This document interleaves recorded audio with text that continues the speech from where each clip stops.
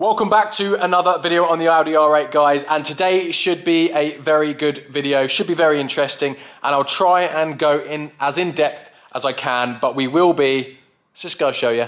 We will be fully dismantling this Audi R8 engine. Now I'm going to talk to you about exactly what we're doing in a few moments, but first of all, if I just do it quickly, and if you caught any of that, this workshop is quite a big mess. So what I'm actually going to do is, I've actually managed to commandeer a container out there which has got a bit of storage in. So I'm going to go and put loads of parts that I've got dotted around, parts that I should really sell that I don't need. I mean, I've got parts like a brand new intercooler for a Golf R, if anyone wants one, let me know, that I need to sell. I've got headlight for a Golf GTI I can sell, but I've just got so many parts stuck in here that I just need to sell, really, because they are worth something and I'm just not doing anything with them. So I'm going to move them all into a storage container so it opens up a lot more room, because I want to get this engine onto a bench, a proper clean workbench, so I can strip it down properly, and yeah, you can come along with me for the journey in that. I'm not going to time lapse it because it's going to take me quite a long time, to be fair. See you in a minute. So here is the R8 engine that came out of the R8, all built up still, even with the gearbox on. The only thing I stripped was this head here to obviously ascertain our damage. And for those of you that haven't seen this video before, I will stick a link in the top right hand corner so you can go watch it. But basically I had severe failure on this head, dropped a couple of valves, and loads of piston damage on cylinders 2 and 4, as you can see there. I even think I had a valve here. There you go, look. There you go, here's one of my valves that was just floating around in the bore. So yeah, this is the engine all built up, and it's going to stay that way because I have my new engine here. Looks, now this is a completely standard engine with they've pretty much taken everything off it. There is a few things still on it, but nothing much. Now let me talk you through why I've gone down this route and what we're going to do today. So those of you who've watched the last videos will know that I had 3 options, and they were buy a brand new engine from Audi, rebuild the existing engine, or buy a second-hand engine. Now, I didn't buy the new engine, obvious reasons. It was £18,000, and I was never going to get that money back. It was working out about £8,000 more than the next cheapest option. And yes, I might have got another couple of grand more for the car once I sell it because of the new engine, but I've never got my 8 grand back. So immediately, and the fact that I don't have 18 grand as well, so immediately that one was ruled out. Now I was actually going to buy, rebuild the old engine, and that would involve buying a new crankcase from Audi, I think about £5,000. But a few of you guys put in the comments, which made sense, I just don't know what other damage, consequential damage that could have happened to that engine. Now obviously the pistons have dropped into the valves, pistons could have hit valves, etc. So I don't know if I've got any bent con rods or anything like that. I don't know if the crankshaft's been affected. So there was just too many ifs and buts and maybes with rebuilding that, so I wasn't fully happy about doing it. So that left me with the only option of buying a second-hand engine. Now there was only 3 for sale. 2 of them were at like 13 grand, but I think they did come with all the ancillaries as well. And this was a bare engine. I'll tell you the facts and figures. I'll do a full price breakdown on how much it's going to cost me to rebuild this engine. It was up for £7,000, and I managed to get it for £5,000. I mean, I went straight in with a £5,000 offer. Straight away they accepted it. So I don't know if that means that this engine might be potentially dodgy or not, but I don't suppose it really matters because we will be stripping it right down and rebuilding it anyway. So that's where we're up to. Yeah, when I went to view this video, I took a boroscope with me, and I went down all 8 spark plug holes just to have a look at all the bores. And although I couldn't see much, it looked all okay. I also turned the engine over about 10 times as well. And yes, the tensioners on these are oil pressure fed, so it wasn't as clean and as smooth as you'd like. There's not really much you can do about it, but it did turn over fine, and yeah, we didn't have any major issues. Now there was a bit of debris. I'm guessing it's just because the portholes haven't been blocked up fully.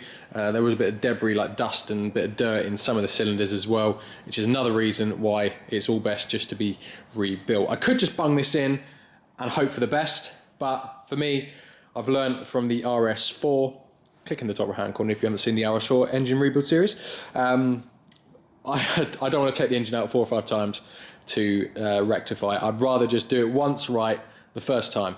Now, I just want to jump in and give a massive thanks to today's sponsor, which is Car Vertical. Now, when you are buying a used car, you want to do a check with Car Vertical before buying it, and that just gives you a complete history check of the car, and it tells you everything that you need to know, down to whether the car's been in a crash, recorded as stolen, or even been used as a taxi or high reward, etc. It does a complete check. It also checks for mileage discrepancies as well, so you have a good idea if the car has been clocked. Now, I'll give an example report, and I did this with my Audi S3 that I bought, and when I was buying it, it was HPI clear, and I just wanted to make sure that the car had not been involved in a previous accident. Now, on your landing page straight away, you've got the 4 main areas at the top there, which Car Vertical checks for, and we're going to just go down the list with spotted activity. This is like MOTs, maintenance, change of ownership, and change of registrations to private plates, etc. And we'll go down to stolen vehicle check, and as you can see, it's been checked in all these countries, and there are no records to be found, which is also good.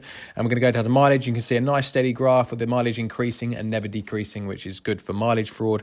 And then the main one here for me is damage. There is no detecting of significant damage on the car in all these countries. And we've got an approximate market value of the car as well, which is always good to know. And then you've got more details, Audi S3, automatic gearbox, etc. And then we've got a checklist of things to be aware of when you go to view the car, and also a list of things you can check once you're viewing the car. Just gives you that little bit more peace of mind. Now, I'll give you an example of a bad car, and this is an Audi A3, similar to mine, but this one has been damaged, and you've got a couple of damage records here, look, and you can see it's damaged in the UK in 2016. And the good thing about this, it shows the pictures of the damage as well. So if you know this car's been written off, then you can go and have a look at the car, and you can make sure you know where the area that you want to check to make sure the damage is of good repair. And if you didn't know it was damaged, now you know to avoid the car. So knowing that the car hasn't been in any previous accidents, it gave me a little bit of peace of mind when taking it apart. The car's absolutely straight, as you'd expect, and there is no hidden surprises. So when you're buying your next car, click the link in my description, takes you over to their website, use my discount code for 10% off at checkout, guys, and make sure that the car you're buying is what you expect. So a massive thanks to Car Vertical for sponsoring today's video. Few reasons. One of them is just to check everything's okay, check the bores, etc. I'm going to get the head sent away to be tested, pressure tested, skimmed, valves relapped in, valves cleaned, taken out, new stem seals. I'm going to have the engine completely hot flushed, because I mean it is completely filthy. There's dirt everywhere, so I'm going to have it completely cleaned throughout, so it's nice and clean for when we rebuild it. And it's going to have all new big end bearings, main bearings. I might even put 8 new piston rings on. I don't know if that might be a good idea. I might just check the ring gaps on the ones that are already on it, just to see what they're at. Because I think it's about £80 per cylinder for piston ring sets. So that's something we may go ahead and do as well.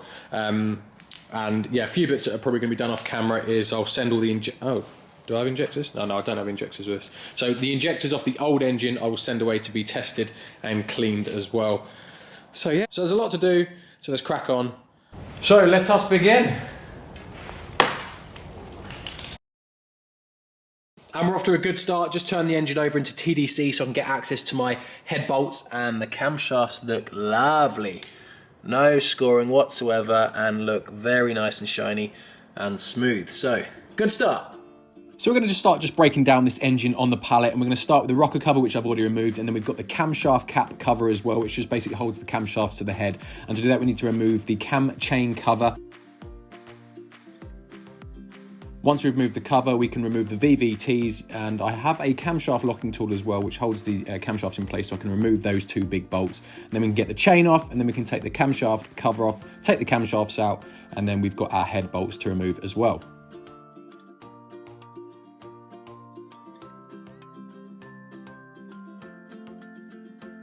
And once the camshafts are out of the way, we've got better access to the head bolts. There's also a few bits of wiring that I need to remove to be able to get the head off as well, a couple of knock sensors on the side of the head. And then once we've done that, we can pull the head completely off. Let's try again. Right, and there's one bank off. All went pretty well up until the end there. I keep forgetting I need to take the VVTs off before I try and take the head off. But other than that, yeah, it come out well. And straight away, I'm glad I'm rebuilding this engine and not just plonking it in, because I'm 99% sure we would have had a head gasket problem. But quickly looking at the bores, they all look good. I can't see that one yet, but you see what I mean by like little bits of debris. I think it's just dirt from where the engine's been sat, but the bores all look good. There's no scoring or scratching or anything, so off to a good start. But Yeah, if you just look at our head gasket, look. I mean, I don't know if, it looks a bit like copper. I don't know if that's standard or not, but it is definitely worn away. And if you look at the back of the head, look, you can just see like evidence of, I'd say that's evidence of coolant leaking into the combustion chamber there. So I'm almost certain we would have had a head gasket problem and the car burning water. So straight away, it has been worth already taking the engine apart. I mean, I haven't even got to anything else yet. We've found problems straight away. So I'm happy that we are rebuilding this engine. So yeah, that's the one bank done. So I'm gonna get the other bank done and get it here. And I'm hoping then, see how my back is, but it's either gonna be light enough to get onto the engine crane, which is down there, or maybe light enough to get onto the bench, the rest of it. We'll see. So I've just gone ahead and removed the other head as well. Same procedure, didn't bother filming it. This one isn't quite as bad. The head gasket looks to be mainly intact, but let's be honest, it's not far behind, is it? I mean, I would be surprised if that really lasted many more miles. So yeah, it's always a good thing that we're gonna do a complete refresh, but everything else looks pretty much okay. Bores all look good as well. So the next step, I'm just going to remove the rest of the ancillary, which is just a few things bolted to the top of the block. Also got a little bit of a fuel rail as well. And we'll remove the oil filter housing as well. And then we're going to have to take the flywheel off and then take the back timing chain cover off, so we can get these chains off here, which are kind of stuck at the moment. And also that will give us access to the rest of the timing chains that we can then remove and then start splitting the crankcase up and get the crank out. All right, let me just start by spinning it round so you can see. Like so.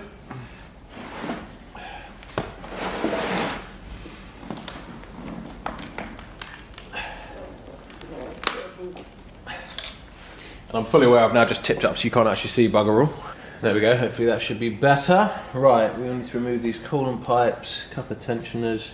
Got our drive, because it's this is the main difference between the R8 and the B7 RS4. We've got the prop shaft here, because the engine is the other way round, or it's at the back instead of the front. The drive for the front wheels has to come from a completely different place, and we've got it here, look. So that is one of the main differences as to why an RS4 block or crankcase wouldn't fit.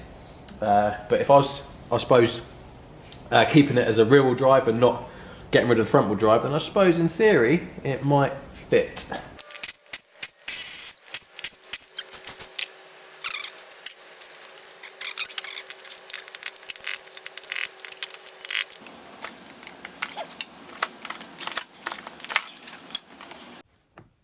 Now with the engine on its side, I can remove all the parts I don't need, like the engine mounts. There was also a couple of coolant pipes, there's a fuel pipes and a fuel regulator valve, and there's also a oil filter housing as well that I can remove, and another oil pipe at the top as well, just so we can get it to a bare block.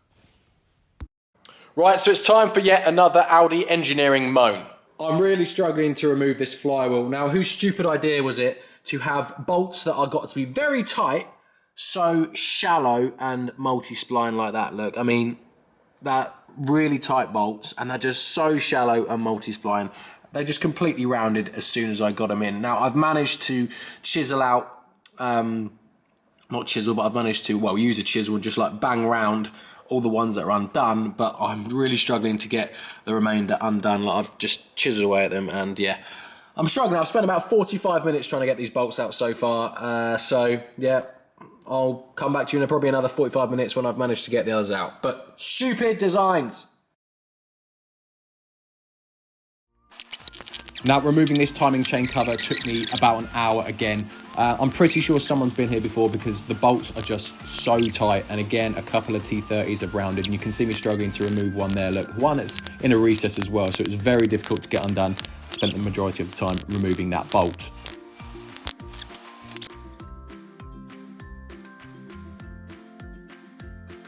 There's also a couple of others. The M8s again, too tight, and I've had to, as you can see, chisel about 3 of them around to try and get them undone. But luckily, we didn't break any studs and we got them all out. Here is our timing chain, very similar, almost identical to the B8 RS4. So we've got 3 chains here. We've got three chains here. We've got one here which is off so we've got one chain here which runs off the crank and it does the oil pump, and then the oil pump also does the ancillary, which is for the air conditioning. We've got a clutch here, or just a drive for the aircon compressor, sorry. Then we've got another chain here which connects the crank to both heads, and then we've got each chain coming off each idler sprocket here, which then goes to each bank head, and then obviously sits over the cams like that. So 1, 2, 3, 4 chains in total. Yeah, that's it. I think that's it. Yeah, that's it. So now I'm just going to remove all those chains and then take off the oil pump bracket here. Just frees up a bit more space, and then we can split. You can see where the crankcase is split here. Look, see that line there? So that will be where the crankcase is split, and obviously the crank will sit bang in the middle of that. This is where it can get confusing. Look, it looks very busy in here. We have 4 timing chains, and I've taken loads of pictures as well, so I can just make sure I get the right order when I put it all back together. It should be fairly self-explanatory because parts can only go in a certain place, but this is where pictures is a massive benefit. And if I get confused when I'm putting it back together, I can just refer to the pictures. But yep, stripping it all down, and this will enable us to split our crankcase in half once we removed our oil pump drive there and a few idlers. Right, so we're making some good progress now. I've just got all the timing chains and everything out there, and I've just rested them all in the timing case cover. And we've got our drive for our aircon compressor as well. Now I've just flipped the engine onto its roof, so to speak, to reveal our dry sump system, which we are now going to remove. So it'll be the case of removing this panel first, and then removing essentially the second sump. And then once that's removed, that will give us the bolts to then remove the crankcase. Again, bolts way too tight, couple are rounded, but luckily they protruded from the surface, so I got them undone fairly easy enough. Now, I'm glad I have a second engine because I'm going to need a little bolts. Well guys, I'm going to have to leave it there for today's video. Unfortunately, shorter than what I'd have wanted, but that timing chain cover and a few of them bolts that were just too tight and rounded off literally cost me 2 to 3 hours today. So it's, but these things happen, like nothing is ever straightforward, unfortunately. But the good news is we have cracked on with it. We've got them undone eventually, but it's just hampered and put a bit of a delay in things. But in the next video, guys, obviously we'll be then fully stripping it all the way down, and then I'm going to talk to you about exactly what we're doing, where we're sending things to be tested, cleaned, etc. And then also in that video, I'll probably go down to Audi and order all the parts that I'm going to need to rebuild this engine. And obviously, I'll reveal the cost of that as well. So as always, guys, thank you very much for watching. Please do subscribe if you haven't already. And also follow me on Instagram at saving_salvage. And yeah, let the rebuild continue. Cheers, guys.